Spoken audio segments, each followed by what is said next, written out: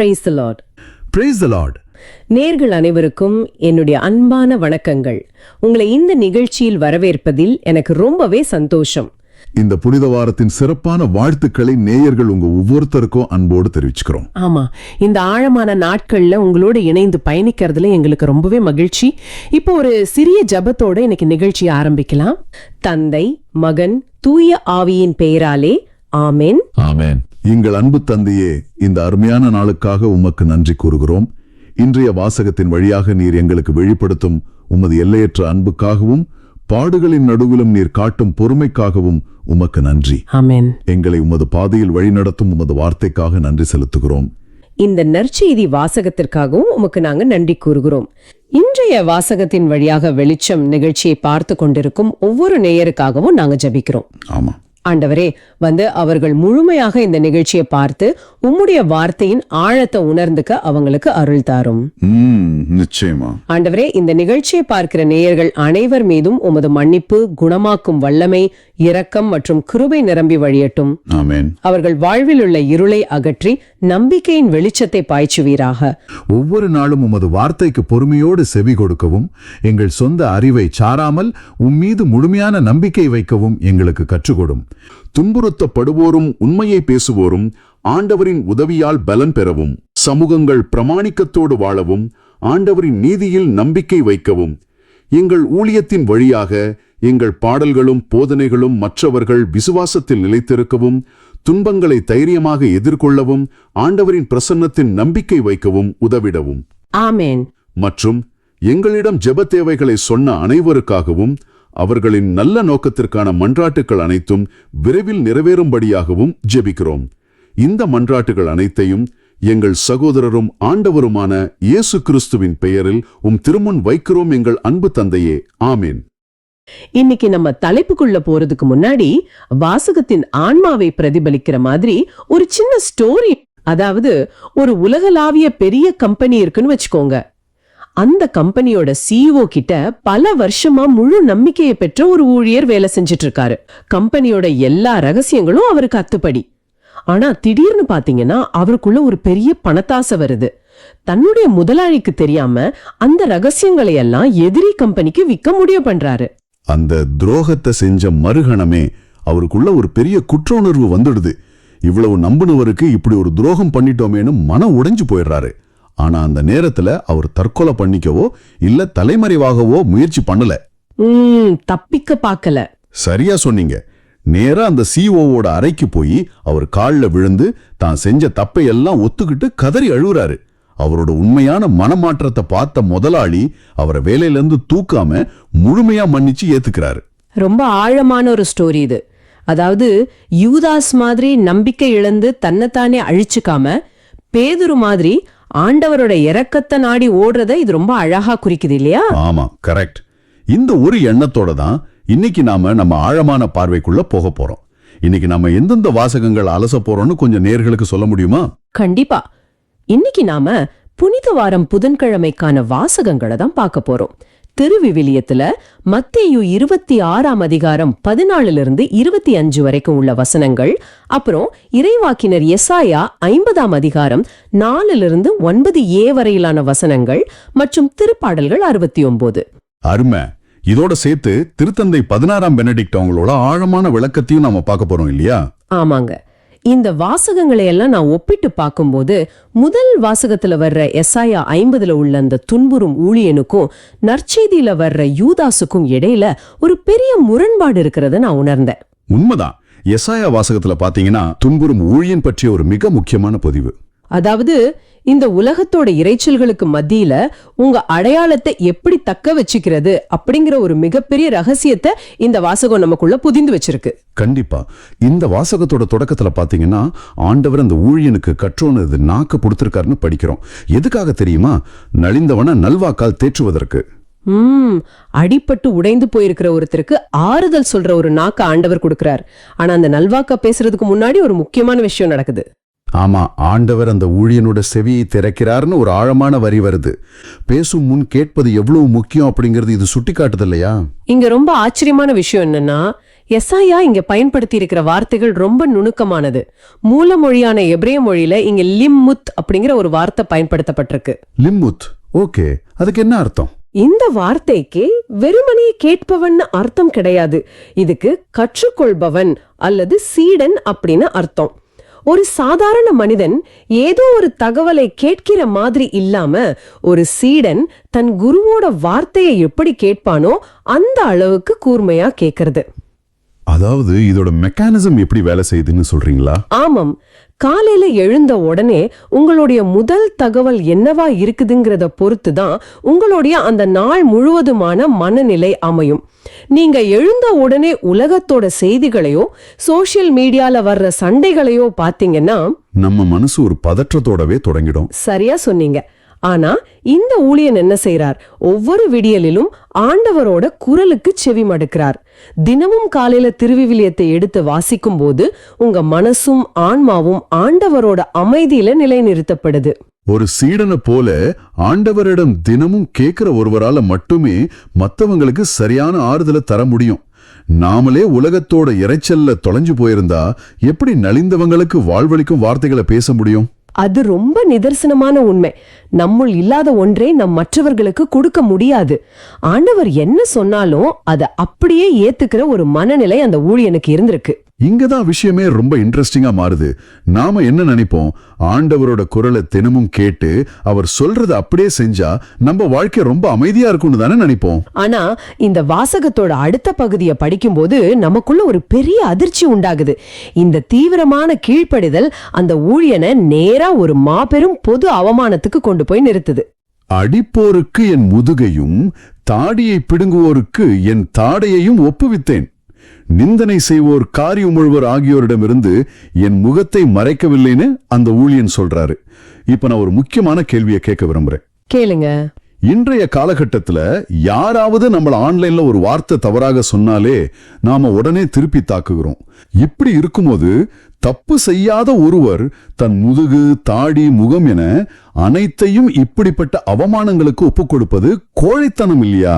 யாராவது அடிச்சா திருப்பி அடிக்கணும், அதுதான தைரியம். இப்படி அமைதியா அடி வாங்குறது எப்படி ஒரு ஆன்மீக பலமா இருக்க முடியும்? இத பெரிய அளவுல பார்த்தோம்னா இதோட ஆழம் உங்களுக்கு புரியும்.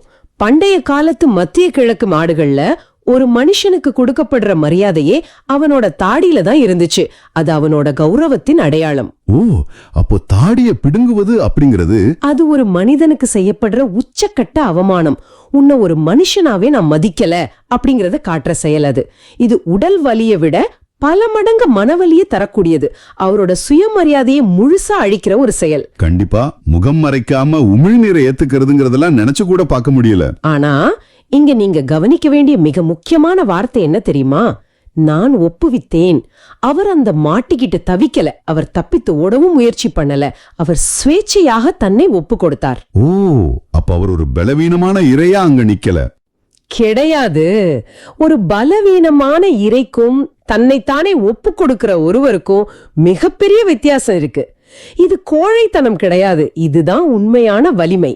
இதை இன்னைக்கு நாம சந்திக்கிற சைபர் புல்லிங் அல்லது ஆன்லைன் ட்ரோல்ஸ் கூட ஒப்பிட்டு பாருங்களேன்.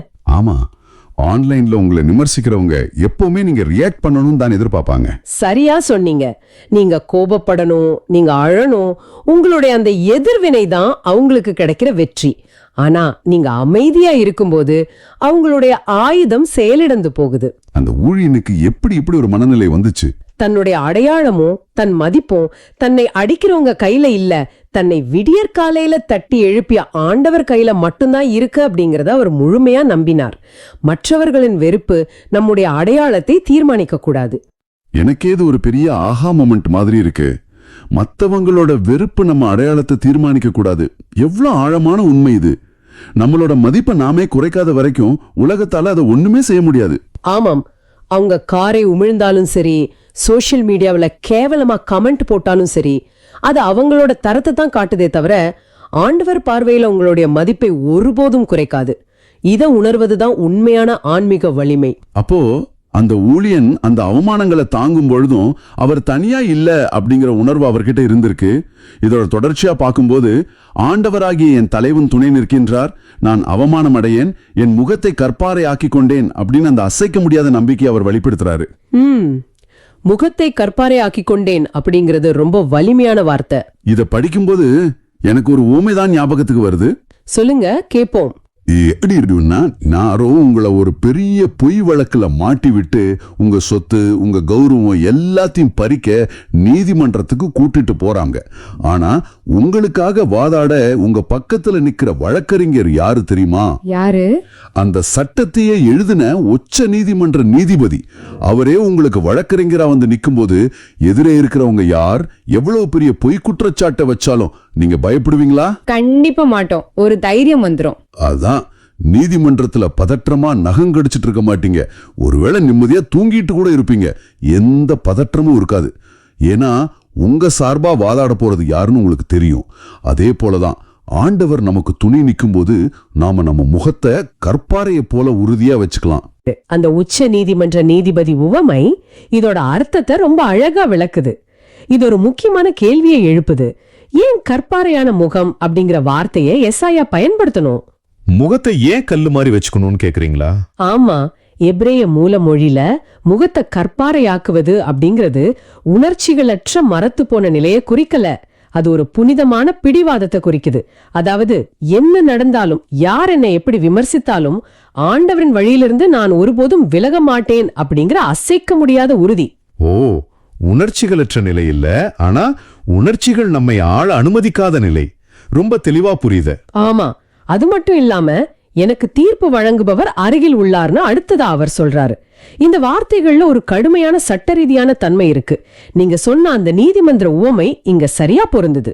என்னோடு வழக்காடுபவர் எவர், நாம் இருவரும் எதிரெதிரே நிற்போம்னு அந்த ஊழியன் உலகத்துக்கே அறைகூவல் விடுக்கிறார் இல்லையா? ஆமா, இந்த உலகத்துல பலவிதமான சித்தாந்தங்கள் இருக்கு. இந்த உலகம் தங்களுக்கு தோதான சித்தாந்தங்களால நம்மை குற்றவாளியாக்க நினைக்கலாம், நம்மள தவறாக எடை போடலாம். ஆனா நாம் அதுக்கெல்லாம் பயப்பட தேவையில்லை. கண்டிப்பா தேவையில்லை. ஒரு விசுவாசியா நாம எந்த உலகளாவிய சித்தாந்தத்தின் பக்கமும் சாராம ஆண்டவரின் நீதியை மட்டுமே நம்பி வாழணும். மனிதர்களோட எந்த தீர்ப்புக்கும் நாம அஞ்ச தேவையே இல்ல, பேச வேண்டிய அவசியமே இல்ல. ஏன்னா நம்ம சார்பா பேச ஆண்டவர் இருக்கிறார். ஆக கற்பாறையான முகம் அப்படிங்கிறது தற்காப்புக்காக போட்டுக்கிற ஒரு மூடி கிடையாது. அது நம்மளோட ஆன்மீக சட்டபூர்வமான உரிமையில நாம எவ்வளவு பாதுகாப்பா இருக்கும் அப்படிங்கறத காட்டுற ஒரு அடையாளம். உண்மைதான். இதோ ஆண்டவராகிய என் தலைவன் எனக்கு துணை நிற்கின்றார், நான் குற்றவாளி என தீர்ப்பிடுபவர் யார் அப்படின்னு அந்த ஊழியன் கேட்கிற கேள்வி மனிதர்களுடைய எந்த தீர்ப்பும் செல்லுபடியாகாது அப்படிங்கறத ரொம்ப தைரியமா அறிவிக்குது. உலகம் நம்மள தப்பா நினைச்சாலும், நம்மள அழிக்க நினைச்சாலும் ஆண்டவர் நம்மை சரியா வழிநடத்துவார் அப்படிங்கிற அந்த அசைக்க முடியாத நம்பிக்கை நமக்குள்ள வரணும். ஆமா, உள்ளே மென்மை, வெளியே உறுதி. நாம் ஆண்டவரின் குரலுக்கு எந்த அளவுக்கு மென்மையாக செவிமடுக்கிறோமோ அந்த அளவுக்கு உலகத்தின் இறைச்சல்களையும் வெறுப்புகளையும் புறக்கணிக்கிற வலிமை நமக்கு கிடைக்கும். நேர்களே, உங்களுக்காக ஒரு ஆழமான கேள்வியை இந்த நேரத்துல முன்வைக்க விரும்புறோம். கொஞ்சம் யோசிச்சு பாருங்க. பொதுவா நம்முடைய வாழ்க்கையில கஷ்டங்களோ அவமானங்களோ வரும்போது நாம் ஆண்டவர்கிட்ட என்ன ஜெபிப்போம்? ஆண்டவரே, இந்த சூழ்நிலையை மாத்துங்க, என்னை திட்டி கிண்டல் பண்றவங்கள இங்கிருந்து அப்புறப்படுத்துங்கன்னு தான் ஜெபிப்போம். அதாவது, நம்மள சுத்தி இருக்கிற பிரச்சனைகள் மாறணும்னு நாம் எதிர்பார்ப்போம். ஆனா இந்த துன்புறும் ஊழியனை போல நீங்க சிந்திச்சு பார்த்தீங்கன்னா, உண்மையான அற்புதம் அப்படிங்கிறது ஆண்டவர் உங்க எதிரிகளை அழிப்பதில் இல்லை, மாறாக உங்களை நோக்கி காரி உமிழ்பவர்களுக்கு மத்தியில் உங்கள் முகத்தை கற்பாறையாக மாற்றுகிறாரே, அதுதான் மிகப்பெரிய அற்புதம். அந்த அவமானங்கள் உங்களை எந்த விதத்திலும் பாதிக்காத அளவுக்கு ஆண்டவர் உங்கள் உள்ளத்தை உறுதியாக்குகிறார். இன்றைக்கு நீங்கள் எதற்காக ஜெபித்துக் கொண்டிருக்கிறீர்கள்? உங்கள் சூழ்நிலை மாற வேண்டுமென்றா, அல்லது ஆண்டவர் உங்கள் முகத்தை கற்பாறையாக மாற்ற வேண்டுமென்றா? ரொம்ப சிந்திக்க வேண்டிய ஒரு விஷயம் அது. ஆனா நற்செய்தியில பாத்தீங்கன்னா நிலைமை அப்படியே தலைகீழ். யூதாஸ் இஸ்கரியோத்து நேரா தலைமை குருக்கள் கிட்ட போய் இயேசுவை காட்டி கொடுத்தா எனக்கு என்ன தருவீங்க அப்படின்னு ஒரு வியாபாரம் பேசுறான். ஆமா, அது ரொம்ப வெளிப்படையான ஒரு பேரம். அவங்களும் வந்து 30 வெள்ளிக்காசுகளை எண்ணி கொடுக்கறாங்க. இத படிக்கும் போது எனக்குள்ள ஒரு பெரிய ஆச்சரியம். அந்த 30 வெள்ளிக்காசு அப்படிங்கிறதுக்கு ஏதாவது வரலாற்று ரீதியான விசேஷ அர்த்தம் இருக்கா? ஏன் 20 இல்ல, ஏன் 40 இல்ல? இதுக்கு நாம திருவிவிலியத்துல விடுதலை பயணம் நூலை பார்க்கணும். விடுதலை பயணம் நூல்லையா? ஆமா, விடுதலை பயணம் எனும் 20ஆம் அதிகாரத்துல 30 வெள்ளிக்காசு அப்படிங்கிறது ஒரு அடிமையோட விலை. ஒரு அடிமையோட விலையா? கரெக்ட். ஒரு மாடு முட்டி ஒரு அடிமை இறந்துட்டா அந்த அடிமையின் எஜமானுக்கு நஷ்ட ஈடா கொடுக்கப்பட வேண்டிய தொகைதான் அந்த 30 வெள்ளிக்காசு. இது வெறும் ஒரு பண பரிமாற்றம் கிடையாது, இது ஒரு மிகப்பெரிய அவமானம்.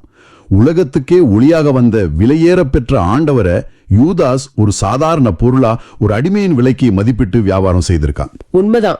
ஒருத்தரை எந்த அளவுக்கு மலிவா நினைச்சா அவரை ஒரு அடிமையோட விலைக்கு விற்க முடியும்.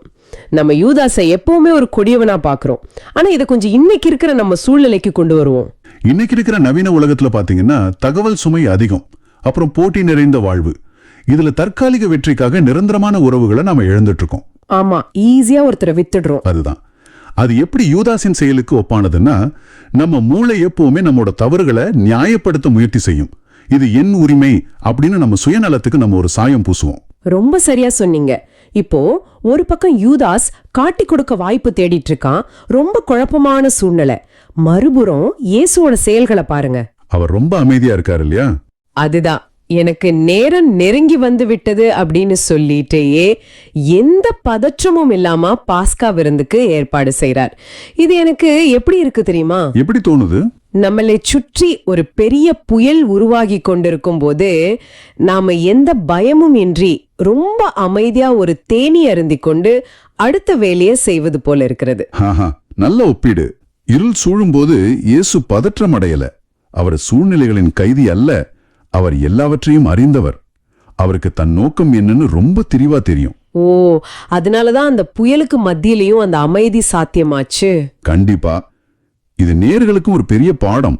நம்ம வாழ்க்கையில இருள் சூழும்போது நாம பதற்றம் அடையாமல் ஆண்டவரின் திட்டத்தில் முழுமையா நம்பிக்கை வைக்கணும். ரொம்ப ஆழமான பார்வை இது. இப்போ அந்த மேசையில வெளிப்பட்ட உண்மைக்கு வருவோம். அந்த இறுதி விருந்து நடக்கிற நேரம். ஆமா, சீடர்கள் எல்லாரும் உட்கார்ந்திருக்காங்க. அப்போ உங்களில் ஒருவன் என்னை காட்டி கொடுப்பான் அப்படின்னு இயேசு சொல்றார். அந்த அறையில் இருந்த அமைதி அப்படியே உடைஞ்சிருக்கும். எல்லாரும் பயந்துருப்பாங்க. நிச்சயமா சீடர்கள் ரொம்ப வருத்தப்படுறாங்க. இங்கதான் நான் அந்த மூலமொழியில ஒரு பெரிய வித்தியாசத்தை கவனிச்சேன். நீங்க அந்த கிரேக்க வார்த்தைகளை சொல்றீங்கன்னு நினைக்கிறேன். கரெக்ட். மத்த சீடர்கள் எல்லோரும் ஆண்டவரே அது நானோ அப்படின்னு கேக்குறாங்க. ஆனா யூதாஸ் மட்டும் ரபி நானோ அப்படின்னு கேக்குறான். இது ஒரு மிகப்பெரிய உளவியல் வெளிப்பாடு. இதுல ஆண்டவரே அப்படிங்கிற வார்த்தை, அதாவது கிரியோஸ், அது ஒரு ஆழமான உறவையும் முழுமையான அர்ப்பணிப்பையும் குறிக்குது. ஒரு சரணடைதல் இருக்கு அதுல. நீர்தான் என் தலைவர் அப்படிங்கிற மாதிரி. ஆமாம். ஆனா ரபி அப்படிங்கிற வார்த்தை அவரை ஒரு சாதாரண போதகராக மட்டுமே பார்க்கறத குறிக்குது. ஒரு பெரிய இடைவெளி இருக்குங்க. அப்போ யூதாஸின் வார்த்தை வேலைய அவனது உள்ளத்தின் விலகலை வெளிப்படுத்துகிறது. அவன் மனதளவுல இயேசுவ எப்பவோ விட்டு விலகிட்டான். சரியா சொன்னீங்க. அவன் ரொம்ப தூரம் போயிட்டான். ஆனா எனக்கு இங்க ஒரு மிகப்பெரிய நெருடல் இருக்கு. அதாவது ஒரு கேள்வி கேளுங்க. எல்லாம் தெரிஞ்சும் தன்னை காட்டி கொடுக்க போகும் ஒருவனோடு இயேசு ஏன் ஒரே பாத்திரத்துல கைய தொட்டு உழவ பகிரணும்? இயேசு நினைச்சிருந்தா நீ எனக்கு துரோகம் செய்ய போறது எனக்கு தெரியும், வெளியே போ அப்படின்னு யூதாஸ அந்த மேசையில இருந்து வெளியேற்றி இருக்கலாமே. இது ரொம்ப இயல்பான கேள்விதான். ஆனா இங்கதான் நம்ம மத்திய கிழக்கு நாடுகளோட கலாச்சாரத்தை புரிஞ்சுக்கணும். ஓ, அந்த உணவு பழக்க வழக்கங்களா? ஆமா. அந்த காலத்துல ஒரே பாத்திரத்துல கைய விட்டு உணவை பகிர்வது அப்படிங்கிறது ரொம்ப ரொம்ப நெருக்கமான உறவின் அடையாளம். ஒரு சகோதரத்துவம் மாதிரி சொல்றீங்களா? கரெக்ட். நான் உன்னை என் சகோதரனாக ஏற்றுக்கொள்கிறேன் அப்படிங்கிற ஒரு சமாதான உடன்படிக்கை அது. ஆண்டவர் இறுதி வரை யூதாசுக்கு மனம் திரும்ப ஒரு வாய்ப்பு கொடுக்கிறார். வாவ், தன்னை காட்டி கொடுக்க போறவனுக்கும் அந்த அன்பின் கையை நீட்டுறார். அவன் வெளியே போகணும்னு அவர் நினைக்கல. அதுதான் இறைவனின் அன்பு. இது இன்றைய நேயர்களுக்கு பெரிய பாடம். நமக்கு துரோகம் செய்பவர்களிடமும் நாம பொறுமையாக இருக்கணும். கண்டிப்பா.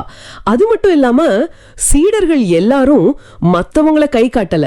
ஆண்டவரே அது நானோ அப்படின்னு கேட்டாங்க. ஆமா, தங்களை தாங்களே கேட்டுக்கிட்டாங்க.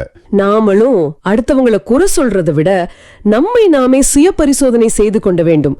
இது ரொம்ப அவசியமான ஒண்ணு. நிச்சயமா, அதுதான் உண்மையான ஆன்மீகம். யூதாஸ் அப்படிங்கிற அந்த பேருக்கு புகழ் அப்படின்னு அர்த்தம். ஓ ஆமா. ஆனா கொஞ்சம் யோசிச்சு பாருங்க.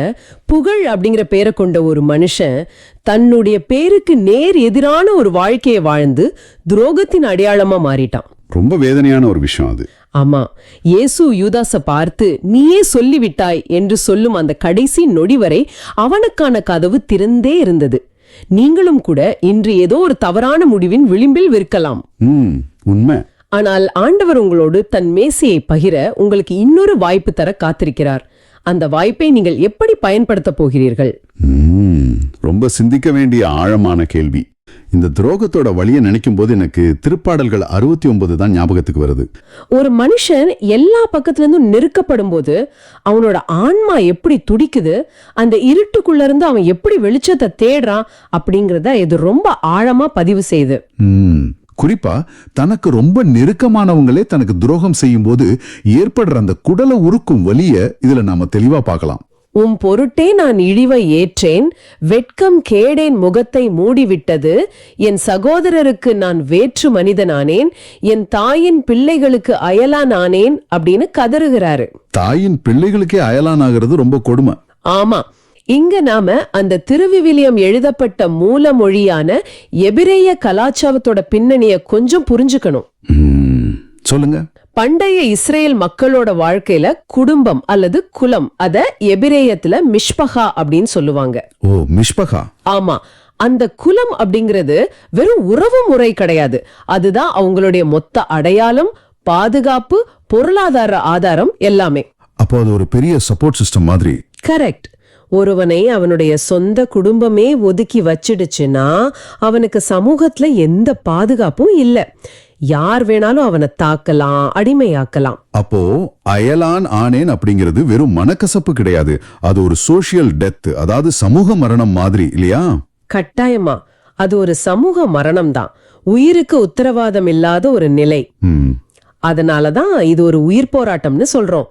விவரிக்க முடியாத ஒரு விசரல் பெயின். ஒருத்தர் தப்பு செஞ்சு தண்டனை அனுபவிச்சா அது வேற. ஆனா இங்க ஆசிரியர் என்ன சொல்றாரு? உம் பொருட்டே நான் இழிவை ஏற்றேன் அப்படின்னு சொல்றாரு. அதாவது ஆண்டவருடைய வழியில, நேர்மையின் வழியில அவர் நின்னதால வந்த விளைவிது. ஓ, ஆண்டவருக்காக உண்மையாக நின்றதால் வந்த எதிர்ப்பு. ஆமா, ஆண்டவருக்காக உண்மையாக நின்றதால் குடும்பமே அவரை ஒரு அந்நியனை போல, ஒரு வேற்று மனிதனை போல நடத்துது. இத கேட்கும் போது இன்னைக்கு மாடர்ன் உலகத்துல நாம அடிக்கடி பேசுற கேன்சல் கல்ச்சர் தான் எனக்கு உடனே ஞாபகத்துக்கு வருது. கரெக்டான ஒப்பீடு. நீங்க வேலை செய்யற இடத்துலயோ இல்ல உங்க நட்பு வட்டத்திலயோ நீங்க ஒரு உண்மையை தட்டி கேட்டா இல்ல நேர்மையா பேசினா உடனே உங்களை அந்த குரூப்ல இருந்து கட் பண்ணிடுவாங்க. ஆமா, உடனே ஒதுக்கி வச்சிடுவாங்க. நீ எங்க கருத்துக்கு ஒத்து வரலையா, உன்னை நாங்க பிளாக் பண்றோம்னு சொல்லி முற்றிலுமா தனிமைப்படுத்துவாங்க. இந்த மாடர்ன் கேன்சல் கல்ச்சர்ல மாட்டி தவிக்கிற ஒரு நபர் இந்த வழியை எப்படி எதிர்கொள்வது? பாத்தீங்கன்னா அந்த கேன்சல் கல்ச்சர் மனநிலைய தாவீது அரசர் அன்றைக்கே சந்திச்சிருக்காரு. 9வது வசனத்துல அதை தெளிவா பார்க்கலாம். எப்படி சொல்றாரு? உமது இல்லத்தின் மீது எனக்குண்டான ஆர்வம் என்னை எரித்து விட்டது, உம்மை பழித்து பேசினவர்களின் பழிச்சொற்கள் என் மீது விழுந்தனன்னு சொல்றார். உமது இல்லத்தின் மீதான ஆர்வம். ஆமா, நீங்க ஆண்டவருடைய வழியில உண்மையான ஒரு வெளிச்சமா இருக்கும்போது இருட்டுல இருக்கிறவங்களுக்கு அது உறுத்தும். அந்த வைராகியம் உலகத்துக்கு பிடிக்காது, கண்டிப்பா பிடிக்காது. அதனால சமூகம் உங்களை ஓரங்கட்டும். ஆனா இங்க நீங்க புரிஞ்சுக்க வேண்டிய விஷயம் என்னன்னா, உலகத்தால நிராகரிக்கப்படும் போது ஏற்படுற அந்த தனிமை உங்களை அழிப்பதற்காக அல்ல, மாறாக உங்களை ஆண்டவரோடு இன்னும் நெருக்கமாக இணைப்பதற்காகத்தான். வாவ், அது ரொம்ப ஆழமான பார்வை. உலகம் நம்மளை தள்ளும் போது நம்ம ஆண்டவர்கிட்ட இன்னும் நெருக்கமா போறோம். ஆமா, அப்படியே நம்ம 20 மற்றும் 21வது வசனங்களுக்கு வந்தோம்னா இங்க ஒரு மனிதன் முழுமையா உடைந்து போறதை நாம பார்க்க முடியுது. நிச்சயமா. பழிச்சொல் என் இதயத்தை பிளந்து விட்டது, நான் மிகவும் சோர்வுற்றுள்ளேன், ஆறுதல் அளிப்பாருக்காக காத்திருந்தேன், யாரும் வரவில்லை அப்படின்னு அவர் எழுதுறாரு. இதுல இதயத்தை திளந்து விட்டதுன்னு சொல்றத நாம எப்படி புரிஞ்சுக்கிறது? இது வெறும் வார்த்தை ஜாலமா இல்ல நிஜமாவே மன உளைச்சல் இதயத்தை பாதிக்குமா? இது வெறும் இலக்கியத்துக்காக எழுதப்பட்ட வரிகள் கிடையாது. மருத்துவ உலகத்துல இன்னைக்கு தக்காட்சுபோ கார்டியோமயோபதி அப்படின்னு ஒரு நிலை இருக்கு. ஓ, கேள்விப்பட்டிருக்கேன். புரோக்கன் ஹார்ட் சிண்ட்ரோம் அப்படின்னு சொல்லுவாங்களே, அதுவா? கரெக்ட், அதேதான். ஒரு மனிதன் தொடர்ந்து கடுமையான மன உளைச்சலையும் துரோகத்தையும் அவமானங்களையும் சந்திக்கும் போது அவனுடைய மூளையிலிருந்து வெளியாகும் அதிகப்படியான ஸ்ட்ரெஸ் ஹார்மோன்கள் நிஜமாகவே அவனுடைய இதய தசைகளை பலவீனமாக்கும். நிஜமாவா? ஆமா, அது மாரடைப்பு ஏற்படுற மாதிரியான ஒரு பயங்கரமான வலியை உருவாக்கும். திருப்பாடல் ஆசிரியர்கள் 3000 வருஷத்துக்கு முன்னாடியே இந்த உடலியல் மற்றும் உளவியல் உண்மையை பதிவு செஞ்சிருக்காரு. ஆச்சரியமா இருக்கு. பழிச்சொற்கள் நிஜமாகவே ஒரு மனிதனின் இதயத்தை பிளக்கக்கூடிய அளவுக்கு கொடியவை. கொஞ்சம் போருங்க. அடுத்த வசனத்துல அவர்கள் என் உணவில் நஞ்சை கலந்து கொடுத்தார்கள், என் தாகத்திற்கு காடியை குடிக்க கொடுத்தார்கள்னு வருது. ஆமா, இத நம்ம அப்படியே நேரடியா எடுத்துக்கணுமா? நிஜமாவே அவருக்கு சாப்பாட்டுல நஞ்சு வச்சாங்களா? ஏன்னா பசியோட இருக்கிறவங்களுக்கு உணவும் தாகத்தோட இருக்கிறவங்களுக்கு தண்ணியும் கொடுப்பது தானே அந்த காலத்துல ஒரு அடிப்படை தர்மமா இருந்துச்சு. நீங்க ரொம்ப சரியான ஒரு கேள்வியை கேட்டீங்க. பண்டைய மத்திய கிழக்கு கலாச்சாரத்துல வழிபோக்கர்களுக்கு உணவும் நீரும் கொடுப்பது ஒரு மிக முக்கியமான புனிதமான விருந்தோம்பல் தர்மம். அப்படித்தானே நான் படிச்சிருக்கேன். ஆமா, ஆனா இங்க ஆசிரியர் ஒரு உருவகத்தை பயன்படுத்துறாரு, அதாவது ஒரு மெட்டபர். ரோஷ் அப்படிங்கிற எபிரேய வார்த்தை கசப்பான விஷத்தன்மை கொண்ட ஒரு செடியை குறிக்குது. ஓ, ரோஷ் அப்படின்னா நஞ்சு. கரெக்ட். அதே போல காடி அப்படிங்கிறது புளித்து போன தாகத்தை இன்னும் அதிகமாக்குற ஒரு திரவம். வினிகர் மாதிரி. ஆமா, வினிகர் தான். தான் முழுமையா உடைஞ்சு போய் யாராவது எனக்கு ஆறுதல் சொல்ல மாட்டாங்களான்னு அவர் தன்னுடைய நெருங்கிய நண்பர்கள் கிட்ட, சொந்த சகோதரர்கள் கிட்ட போறாரு. ஆறுதல் தேடி போறாரு. ஆனா அவங்க அன்புக்கு பதிலா கசப்பான வார்த்தைகளை நஞ்சா கொடுக்கறாங்க. ஆறுதலுக்கு பதிலா அவனுடைய வலியை இன்னும் அதிகமாக்குற மாதிரி காடிய கொடுக்கறாங்க. ஐயோ, கேட்கவே கஷ்டமா இருக்கு. காயத்துக்கு மருந்து போடுறதுக்கு பதிலா அந்த காயத்துல உப்பு போட்டு தேய்க்கிற மாதிரியான உறவுகள். இது அப்படியே இன்னைக்கு இருக்கிற நம்ம மாடர்ன் வாழ்க்கைக்கு ரொம்ப சரியா பொருந்தது. எப்படி சொல்றீங்க? இன்னைக்கு நாம சோர்வா இருக்கும்போது, மனசு கஷ்டமா இருக்கும்போது என்ன பண்றோம்? உடனே நம்ம மொபைல் எடுத்து சோஷியல் மீடியாவை திறக்கிறோம். ஆமா, எல்லாரும் அதான் பண்றாங்க. அங்க யாராவது நமக்கு ஆறுதலா ஒரு வார்த்தை சொல்ல மாட்டாங்களான்னு தேடுறோம். ஆனா அங்க நமக்கு என்ன கிடைக்குது? நிறைய நேரங்கள்ல காடி போன்ற கசப்பான விமர்சனங்களும் நஞ்சு போன்ற டாக்ஸிக் உறவுகளும் தான் கிடைக்குது. உண்மைதான். உங்களை வச்சு மீம்ஸ் போடுவாங்க, உங்களுடைய தோல்வியை கொண்டாடுவாங்க. இது இன்றைய இளைய தலைமுறையோட மிகப்பெரிய மென்டல் ஹெல்த் சேலஞ்ச் அப்படின்னு நான் நினைக்கிறேன். நிச்சயமா. இன்னைக்கு இருக்கிற ஒரு பெரிய மாயை என்னன்னா, நம்முடைய உள்ளத்தின் வெற்றிடத்தை, அந்த ஆழமான வலிய சோசியல் மீடியாவோ இல்ல ஏதோ ஒரு மனித உறவோ நிரப்பிடும்னு நம்ம நம்புறதுதான். ஆனா அது நிரப்பாது இல்லையா? கண்டிப்பா நிரப்பாது. தாகத்தோட இருக்கிற ஒருத்தனுக்கு புளிச்சு போன காடிய குடிக்க கொடுத்தா அவனுக்கு எப்படி தாகம் இன்னும் அதிகமாகுமோ, அதே போலதான் இந்த டாக்ஸிக் உறவுகள் நம்ம மன அழுத்தத்தை இன்னும் அதிகமாக்குது. தேற்றுவோருக்காக தேடி நிற்கிறார்கள், ஆனா யாருமே இல்ல அப்படிங்கிற அந்த தனிமை தான் இன்னைக்கு அநேகரை தற்கொலை எண்ணம் வரைக்கும் கொண்டு போகுது. ரொம்ப வேதனையான ஒரு விஷயம் இது. இங்கதான் நான் நேயர்களை பார்த்து ஒரு முக்கியமான விஷயத்த சொல்ல விரும்புறேன். சொல்லுங்க. நீங்க உங்க வாழ்க்கையில இப்படிப்பட்ட தனிமையோ பழிச்சொல்லியோ சந்திச்சு என் இதயமே விடிச்சிடும் போல இருக்கேன்னு கதறி அழுதிருக்கலாம். உங்களுக்கு நெருக்கமானவங்களே உங்க சாப்பாட்டுல நஞ்ச கலக்கிற மாதிரி உங்களுக்கு துரோகம் செஞ்சிருக்கலாம். ஆனா ஆண்டவர் இந்த வழிகளை எல்லாம் திருவிவிலியத்துல ஏன் பதிவு செய்திருக்கிறார்? ஏன்னா உங்களை ஆழமாக நேசிக்கிற ஆண்டவர் உங்களுடைய வழிகளை முழுமையாக புரிந்து கொள்கிறார். ஆமென். உங்கள் மனச்சோர்வையும் நீங்கள் சிந்திய ஒவ்வொரு சொட்டு கண்ணீரையும் அவர் அறிவார். அந்த தனிமையில நீங்க தனியா இல்ல, இதை நீங்க ஆழமா நம்பணும். அது மட்டும் இல்லாம இயேசு கிறிஸ்து சிலுவையில் தொங்கிய போது இதைத்தான் அவர் நேரடியாகவே அனுபவித்தார். ஆமா, அவருக்கும் காடி தானே கொடுத்தாங்க. கரெக்ட். அவருக்கும் தாகத்துக்கு காடி தான் குடிக்க கொடுக்கப்பட்டது. தம் சொந்த மக்களே அவரை புறக்கணித்தார்கள். அதனால் நம்மளுடைய பாடுகளை அவர் ஆழமாக உணர்ந்திருக்கிறார். சரி, இவ்வளவு வலிகளையும் அவமானங்களையும் அனுபவித்த ஆசிரியர் இதோடு சோர்ந்து போய் தன் வாழ்க்கையை முடித்துக் கொள்ளவில்லை. அதுதான் முக்கியமான விஷயம். இங்கதான் 30வது வசனத்துல ஒரு மிகப்பெரிய திருப்பு முனை நடக்குது. ஒரு பெரிய பிவோட். அந்த இருட்டுக்குள்ள இருந்து ஒரு மிகப்பெரிய வெளிச்சம் பாயுது. ஆமா, திடீர்னு ஒரு பெரிய மாற்றம். ஆண்டவரின் பெயரை நான் பாடி புகழ்வேன், அவருக்கு நன்றி செலுத்தி அவரை மாட்சிமைப்படுத்துவேன் அப்படின்னு சொல்றாரு. எனக்கு இது நிஜமாவே ரொம்ப ஆச்சரியமா இருக்கு. உணவில் நஞ்சை கலந்து கொடுத்த அந்த மனிதர்களை பார்த்து அவர் சாபமிடல. ஏன் எனக்கு இந்த நிலைமைன்னு ஆண்டவரை பார்த்து முறையிடல. ஆமா, அதுக்கு பதிலா என்ன பண்றாரு? மாறாக பாடி புகழ ஆரம்பிக்கிறாரு. இருட்டுக்குள்ள உட்கார்ந்துகிட்ட எப்படி பாடி புகழ முடியும்? அது எப்படி சாத்தியம்? இங்கதான் நம்ம துதிப்பது அப்படிங்கறதோட உண்மையான அர்த்தத்தை புரிஞ்சுக்கணும். அதாவது பிரேஸ் பண்றது. துதிப்பது அப்படிங்கிறது நம்முடைய பிரச்சனைகள் எல்லாம் தீர்ந்த பிறகு, எல்லாம் சுபமா முடிஞ்ச பிறகு பாடுற ஒரு வெற்றி பாடல் கிடையாது. ஓ, அப்புறம் என்னது? மாறாக பிரச்சனைகளுக்கு மத்தியில, வழிகளுக்கு மத்தியில இருண்ட பள்ளத்தாக்கில் நடக்கும்போது நம்முடைய பயத்தை விட ஆண்டவருடைய வல்லமை பெரியதுன்னு நம்பி பாடுறதுதான் உண்மையான துதி.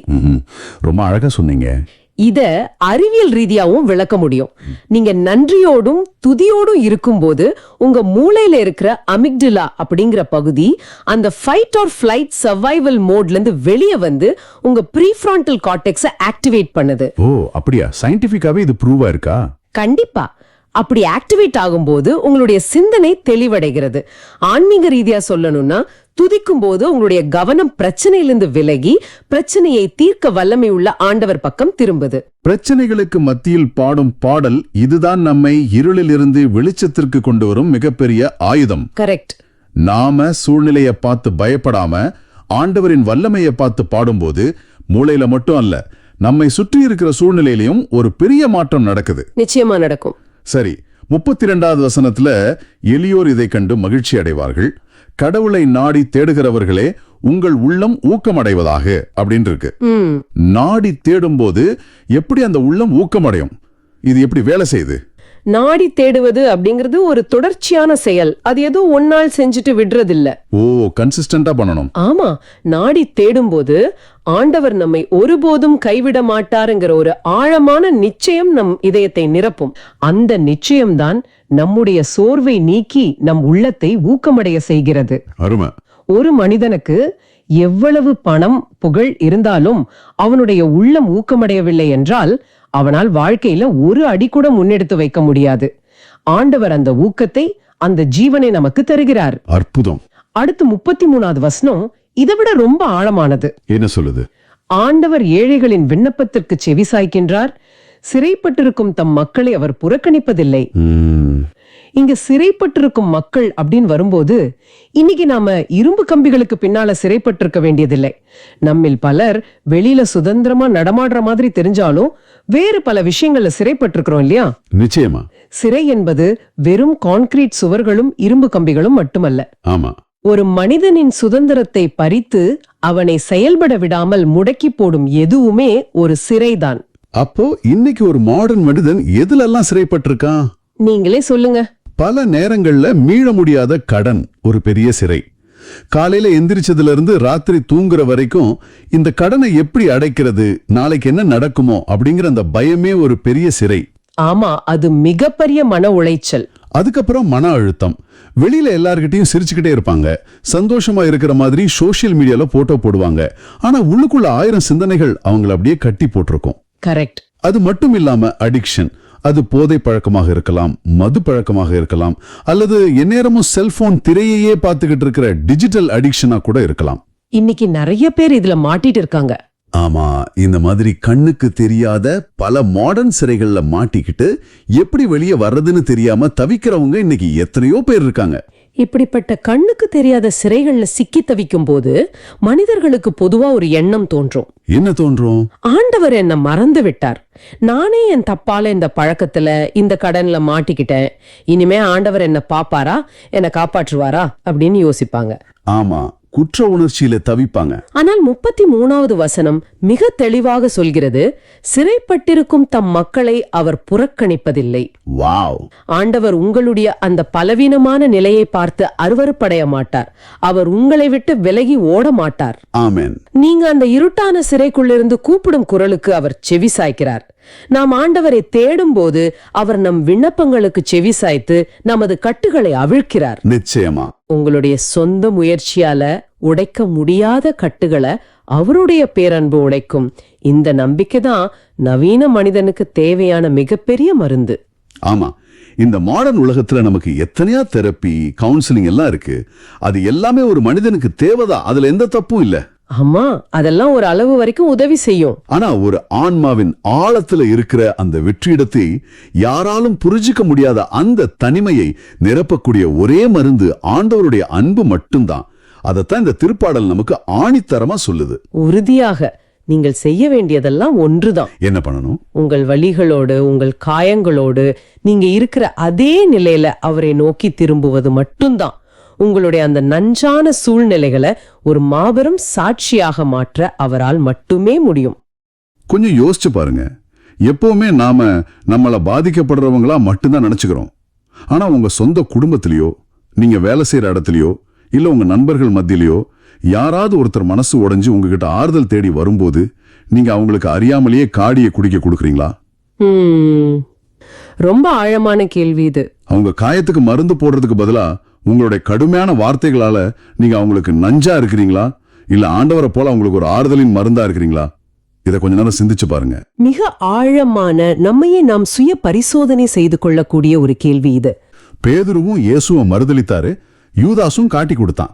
இருவருமே தப்பு செஞ்சாங்க. ஆனா அவங்களோட முடிவுகள் ஏன் வெவ்வேறாக அமைஞ்சது? இது இன்றைய நேயர்களுக்கு மிக முக்கியமான ஒரு பாடம். என்ன நினைக்கிறேன், நீங்க அதை பத்தி என்ன நினைக்கிறீங்க? பாத்தீங்கன்னா இருவருமே மனம் திரும்பினாங்க. ஆனா பேதுருவோட மனமாற்றம் ஆண்டவரோட அருளையும் மன்னிப்பையும் தேடி சென்றது.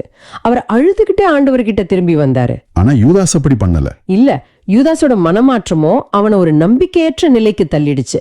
தன்னைத்தானே அழிச்சுக்கிற ஒரு நிலைக்கு அவனை கொண்டு போயிடுச்சு. அதாவது ஆண்டவர் தன்னை மன்னிக்க மாட்டாருன்னு அவன் நம்புனான். கரெக்ட். நாம எத்தனையோ முறை பாவங்கள்ல, சோதனைகள்ல விழலாம்.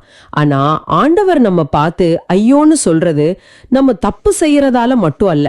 பின்னாடி ஏன் அப்படி சொல்றாரு? தப்பு செஞ்ச பின்னாடி அவரிடம் திரும்பி வராம நாம அழிந்து போகிறோமே அப்படிங்கறத நினைச்சுதான் அவர் அப்படி சொல்றாரு.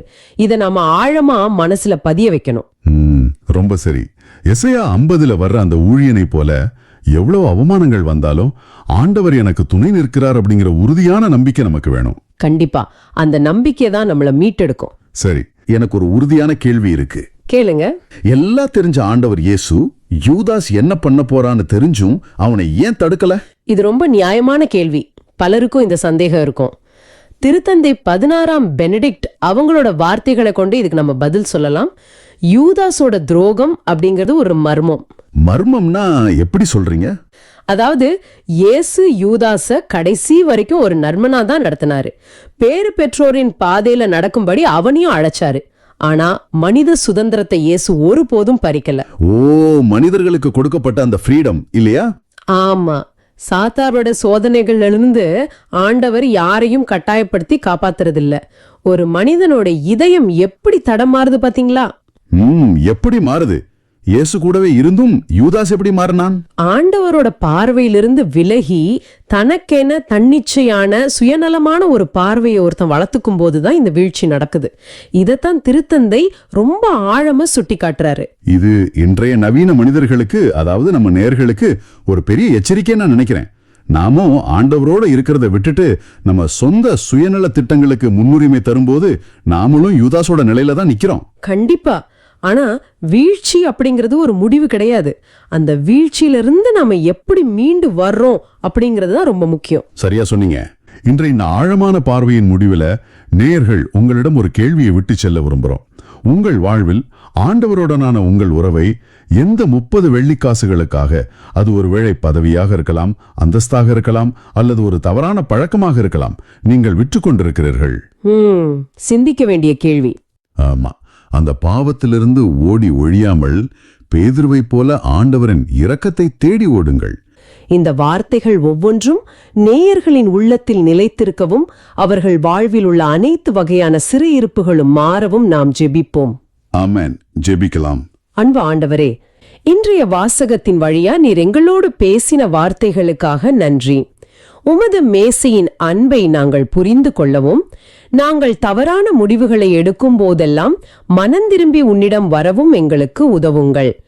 எந்த சூழ்நிலையிலும் உமது மெல்லிய குரலுக்கு செவிமடுக்கவும், மனிதர்களின் நிந்தனைகளுக்கும் அவமானங்களுக்கும் அஞ்சாமல் உமது நீதியை மட்டும் சார்ந்து வாழவும் எங்களுக்கு அருள் தாரும்.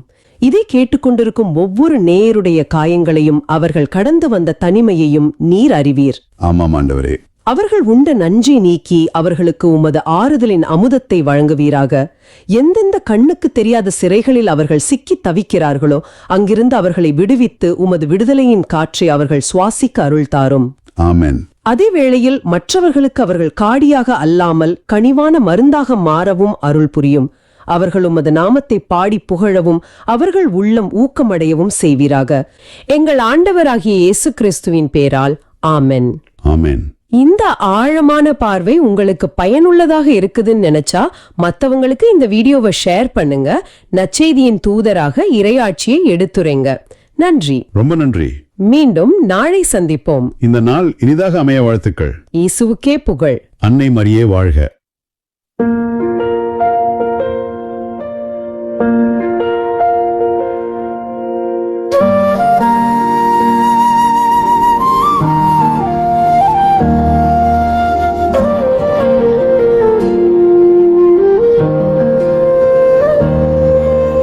கடவுளே உமது பேரன்பின் பெருக்கினால் எனக்கு பதில் மொழித்தாரும்.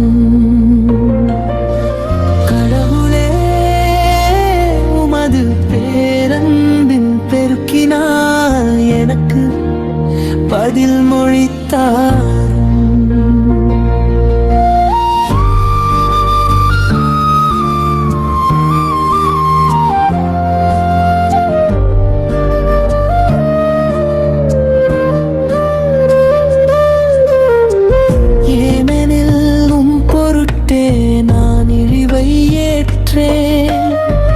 வெட்கக்கேடு என் முகத்தை மூடிவிட்டது. என் சகோதரருக்கு வேற்று மனிதனானே. என் தாயின் பிள்ளைகளுக்கு அயலானானே.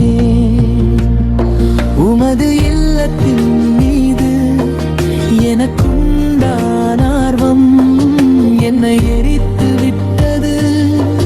உம்மை பழித்து பேசினவர்களின் பழிச்சொற்கள் என் மீது விழுந்தன. கடவுளே உமது பேரன்பின் பெருக்கினால் எனக்கு பதில் மொழித்தாரும்.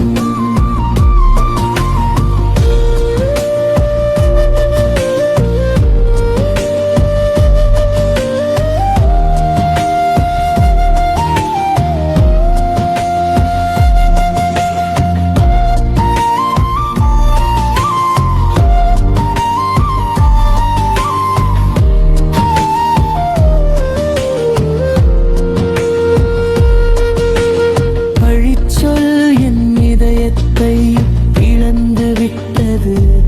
நான் மிகவும் வருந்துகிறேன். ஆறுதல் அளிப்பாருக்காக காத்திருந்தேன்.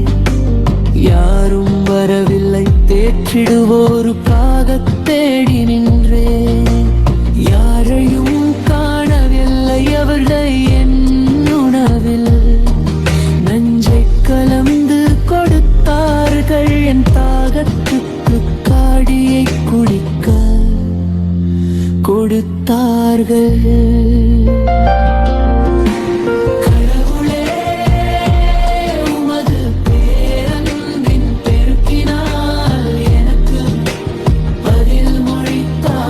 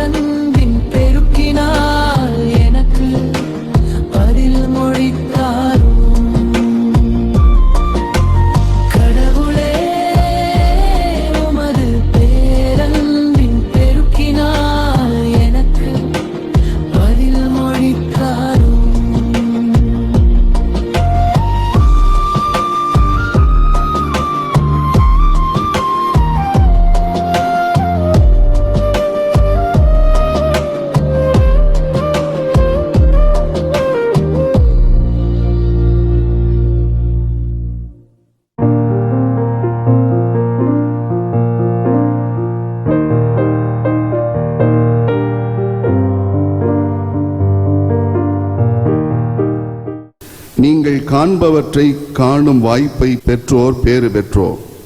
ஏனெனில் பல இறைவாக்கினர்களும் அரசர்களும் நீங்கள் காண்பவற்றை காண விரும்பினார்கள், ஆனால் அவர்கள் காணவில்லை.